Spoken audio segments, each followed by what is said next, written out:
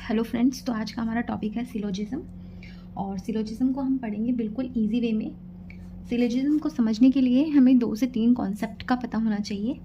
Concept कहता है, पहली चीज़ तो ये कि आपको उसकी डायग्राम अच्छे से बनाना आना चाहिए। ठीक है, वैसे मैं कुछ हार्ड चीज़ नहीं बता रही हूँ, ये आपको पता होगा, लेकिन एक बार मैं रिपीट कर देती हूँ। डायग्राम, जो वेन डायग्राम बनते हैं ना कॉन्सेप्ट्स के, वो आने चाहिए।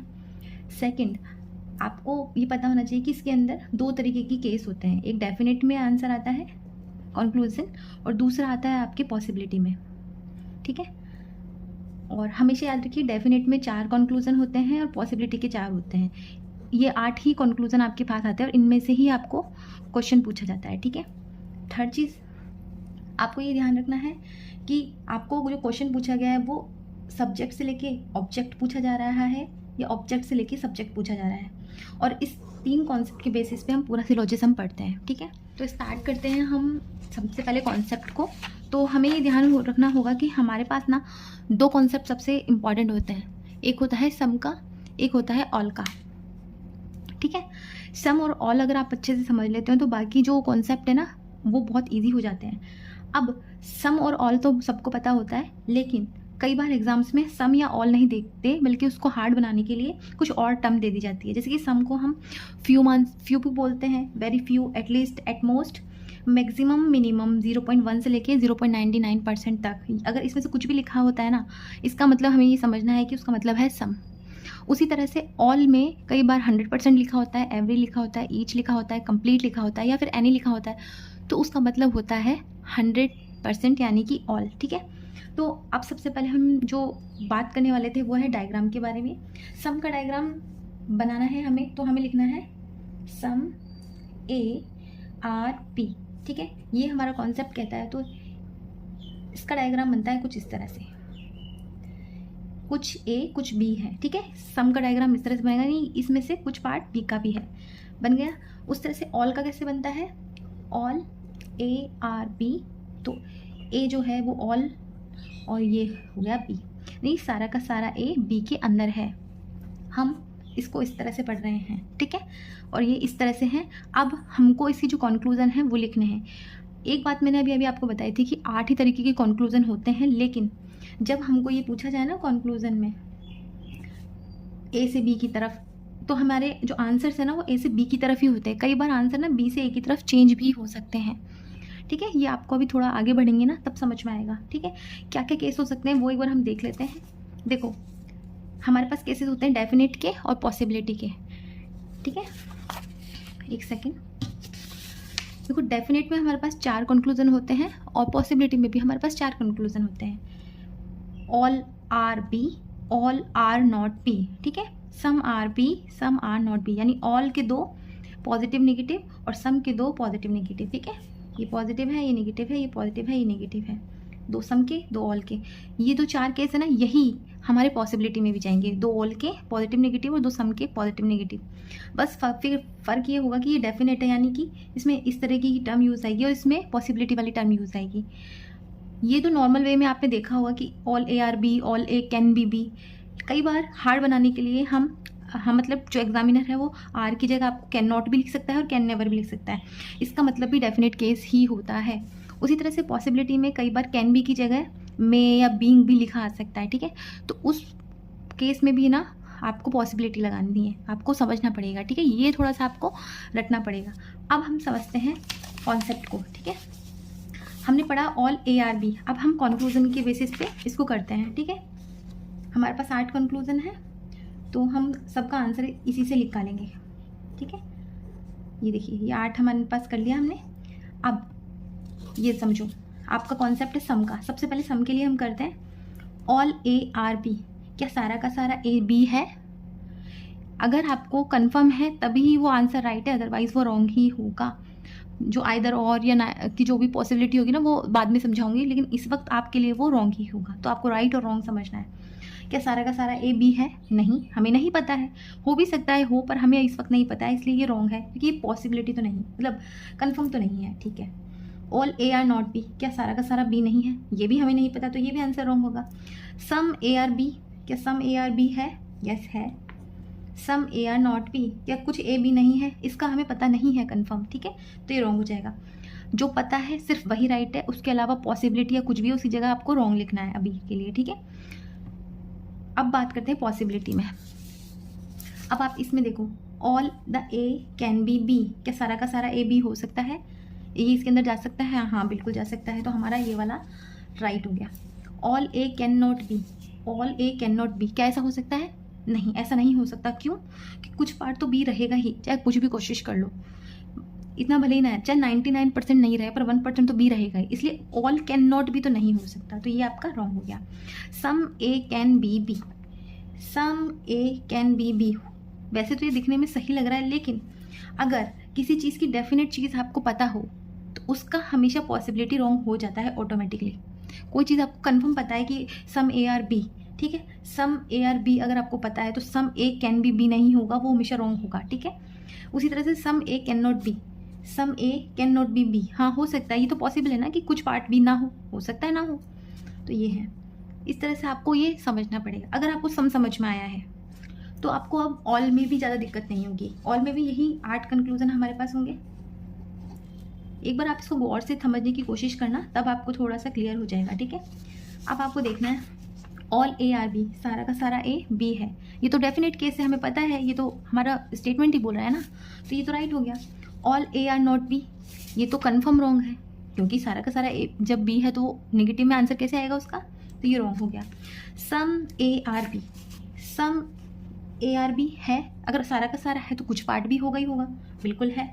सम ए आर नॉट बी, कुछ ए का पार्ट बी नहीं है, हमें नहीं पता या रॉन्ग है। Some A are not B नहीं है, क्योंकि पूरा का पूरा ए बी है, तो ये रॉन्ग हो गया। अब हम जाते हैं पॉसिबिलिटी में। All A can be B, मैंने आपको बताया था अगर इसका डेफिनेट केस सही है तो ये पॉसिबिलिटी में रॉन्ग हो जाएगा। All A can not be B, सारा का सारा ए कभी भी बी नहीं हो सकता, रॉन्ग बात है, क्योंकि वो तो है ही, ऑलरेडी है। Some A can be B, some A can be B, इसका डेफिनेट सही है तो पॉसिबिलिटी रॉन्ग हो जाती है। Some A can not be B, कुछ ए का पार्ट बी नहीं हो सकता, क्या ये सही है? नहीं, ये सही नहीं है, ये भी गलत है। अगर आपको ये समझ में आया है तो देखो, अगर हम सम की बात करें तो ए से बी जाओ चाहे बी से ए आओ, बात तो एक ही है। जैसे कि ऑल ए आर बी की जगह आप बोलो ऑल बी आर ए, तो भी इसके आंसर तो सेम ही ला रहे आएंगे ना। लेकिन जब हम ऑल पढ़ते हैं ना, ऑल के अंदर ऐसा नहीं होगा। ऑल के अंदर जब ए से बी जा रहे हैं तब ये आंसर है, लेकिन जब बी से ए आते हैं ना तब आंसर हमारे अलग हो जाते हैं, चेंज हो जाते हैं। कैसे होते हैं? अब जैसे डायग्राम भले ही आपका ये है और स्टेटमेंट आपका ये है, लेकिन क्वेश्चन आपसे बोलता है, सॉरी कंक्लूजन आपसे बोलता है कि ऑल बी आर ए, क्या सारा का सारा बी ए है? नहीं है, हमें कंफर्म नहीं पता। बताओ क्यों नहीं पता? कि ये पार्ट ए है बी का, लेकिन ये वाला पार्ट के बारे में हमें कोई इन्फॉर्मेशन नहीं है, ये इन्फॉर्मेशन नहीं है। इसके आंसर जो होंगे ना, जो हमेशा बैक वाले आंसर होंगे, वो हमेशा एकदम सिमिलर टू सम के आएंगे, क्योंकि अगर आप एक तरह से देखो ना तो सम बी आर ए है, ठीक है। इसलिए जब भी हम ऑपोजिट डायरेक्शन में इसका आंसर निकालेंगे तो उसके जो कॉन्क्लूजन्स आएंगे ना वो सम की तरह से आएंगे। मेरे को इसको दोबारा से आपको बताने की ज़रूरत नहीं है, ये आप एक बार दोबारा से इसको वीडियो को देखोगे तो आपको समझ में आएगा कि मैं क्या कहना चाह रही हूँ, ठीक है। अब अगर आपने सम और ऑल को अच्छे से पढ़ लिया है तो ये बाकी के जो 4 कॉन्सेप्ट है ना वो बहुत ईजी हो जाते हैं। नो समझिए आप, नो कैसे होगा? नो का डायग्राम होगा नो ए आर पी, तो ये ए है और ये बी है, इनमें कोई कनेक्शन नहीं है, कोई भी कनेक्शन इसमें नहीं है। अगर कोई भी कनेक्शन ए और बी में नहीं है तो अब हमारे कंक्लूज़न हमको करने होंगे, वही जो हमारे पास 8 कंक्लूज़न है ना, वही हमें इसके भी बताने हैं, ठीक है। और ये आप बहुत इजीली बता पाओगे। ऑल ए आर बी क्या है? नहीं है। All A are not B, all A are not B is right. Some A are B नहीं है। Some A are not B, ये भी राइट है। ऑल भी नहीं है, कुछ पार्ट भी नहीं है, ठीक है, ये दोनों तो राइट हो गए। अब हम पॉसिबिलिटी की बात करते हैं, तो all A can be B हो सकता है क्या? कब भी नहीं हो सकता। क्या ऑल बी, क्या सम पार्ट हो सकता है क्या? नहीं हो सकता। और हमें ये भी पता है कि जिसकी डेफिनेट इन्फॉर्मेशन हो वो भी हमेशा हमारे पास क्या मिलता है? उसका आंसर पॉसिबिलिटी में रॉन्ग। तो ये ध्यान रखो कि नो के अंदर है ना पॉसिबिलिटी के चांसेस बिल्कुल नहीं होते, तो इसमें कुछ समझना ही नहीं है। इसमें सिर्फ सम नॉट और ऑल आर नॉट, बस यही पॉसिबिलिटी वाले जो होते हैं ना डेफिनेट वाले, बस वही आंसर सही है। अदरवाइज पॉसिबिलिटी तो इसकी सारी रॉन्ग होती है। ईजी है, नो का कॉन्सेप्ट बिल्कुल ईजी है। अब हम बात करते हैं सम नॉट के बारे में। तो some A are not B, simple.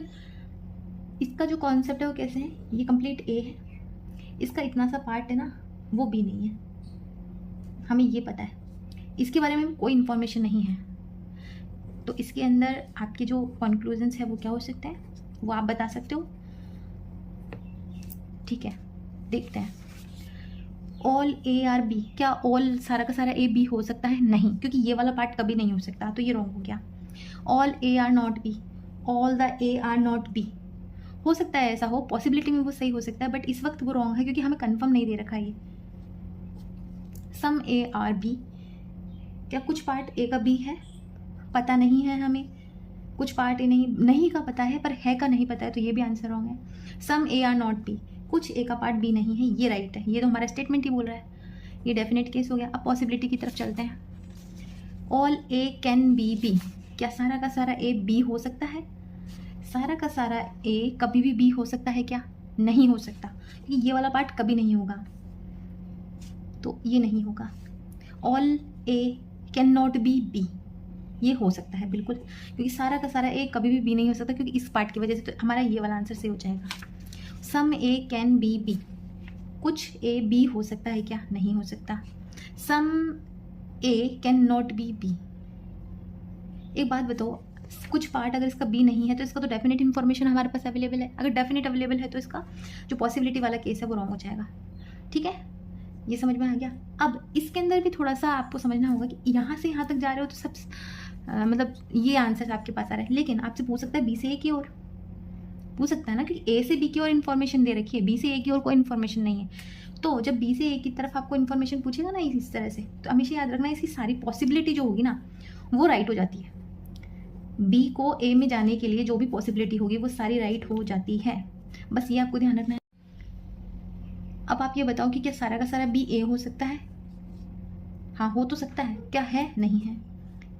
ठीक है, क्या सारा का सारा बी ए नहीं है? पता नहीं, ये भी आंसर रॉन्ग है। क्या कुछ पार्ट बी का ए है? नहीं पता हमें। क्या बी का कुछ पार्ट बी ने ए नहीं है? हमें नहीं पता। तो पॉसिबिलिटी में सारे राइट है और डेफिनेट में सारे रॉन्ग हो जाएंगे। ठीक है, उसी तरह से ओनली एफ यू की बात करें तो only few A are B, अगर इसकी बात करो, इसका डायग्राम कैसे बनेगा?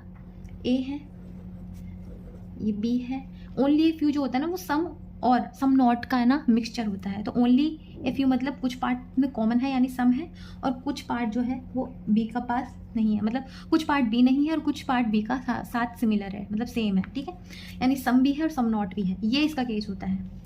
इसके अंदर भी आपको एक चीज़ समझनी होगी, जो भी हम आर्ट कंक्लूजन निकालेंगे ना वही इंपॉर्टेंट हो जाते हैं, और जो हम अपोजिट की तरफ आएंगे ना बी से ए की तरफ, बी से ए की तरफ, इसके लिए जो सारी पॉसिबिलिटी होगी ना वो ट्रू हो जाती है। ठीक है, क्योंकि इन्फॉर्मेशन हमारे पास इस तरह दे रखा है, इस तरह से नहीं दे रखा है। तो क्या ऑल ए आर बी है? क्या सारा का सारा ए बी है? ये वाला नहीं है, रॉन्ग हो गया। All A are not B, ये भी रॉन्ग, क्योंकि ये वाला पार्ट ए है तो ये भी हो गया। सम ए आर बी, हाँ है, और सम ए आर नॉट बी, ये भी है। तो ये लास्ट के दो जो है डेफिनेट में है, तो ये लास्ट के दो तो रॉन्ग हो ही गए। अब आप ये बात करो, all A can be B, गलत है, और all A can not be B, ये भी हमें नहीं पता, तो ये भी हो जाएगा। सॉरी जो पीछे भी साउंड चल रहा है उसके लिए, क्योंकि घर में इस तरह से साउंड आता ही रहता है। अब देखिए, अगर हम पॉसिबिलिटी मैंने बताई कि सारी जो है वो पॉसिबल हो जाएंगी, लेकिन अगर हम डेफिनेट की बात करें ना बी से ए की तरफ, तो एक केस है जिसमें वो सही है, वो है सम की पॉसिबिलिटी बी से ए, यानी कि सम बी आर ए, यानी थर्ड वाला ये राइट है, बाकी सारे रॉन्ग हो जाएंगे। ठीक है, एक बार आप खुद करके देखना, आपको समझ में आएगा। ओनली क्या होता है? स्टेटमेंट कहता है ओनली ए आर बी, इसके अंदर है ना थोड़ा सा ऑपोजिट आपको समझना पड़ेगा। ओनली ए का मतलब है ये ए है, ये बी नहीं है, इस तरह से होगा, और आप ना इसको डबल मार्क कर लो। इसके लिए कोई भी पॉसिबिलिटी काम नहीं करती है, सिर्फ डेफिनेट इन्फॉर्मेशन में एक ही चीज़ काम करेगी कि सारा का सारा बी ए है, एक तो ये काम करेगा, और सम पार्ट है ना बी का वो ए है, बस ये दो, बाकी की सारी इन्फॉर्मेशन रॉन्ग हो जाती है इसके अंदर। ठीक है, सम और ऑल की बी से ए वाली जो पॉसिबिलिटी है ना वो राइट होती है, बाकी की सारा रॉन्ग हो जाता है। डायग्राम इसका इस तरह से बनता है, ए से बी है लेकिन बी अंदर बनता है, और ये ना कोई भी पॉसिबिलिटी भी नहीं जाती, ये सिर्फ इसके अंदर है, इसका किसी से कोई लेना देना नहीं होगा। अब हम इसको थोड़ा सा क्वेश्चंस की तरह से समझने की कोशिश करेंगे, क्योंकि जब भी आप पढ़ते हो ना कॉन्सेप्ट, आप इसी तरह से पढ़ते हो, आप टीचर से भी इसी तरह पढ़ते हो, लेकिन मैं आपको पढ़ा रही हूँ तो इस चीज़ का जो फ़ायदा है ना वो यही है, क्वेश्चंस हम सॉल्व करेंगे, क्वेश्चन सॉल्विंग स्ट्रेटेजी कैसे होगी, ठीक है। क्वेश्चंस ना नेक्स्ट वीडियो में कंप्लीट करेंगे, और 15 से 20 क्वेश्चंस को ना हम कवर करेंगे, जिसके थ्रू ना आप कॉन्सेप्ट को और भी अच्छे से क्लियर कर पाएंगे, ठीक है। Thank you.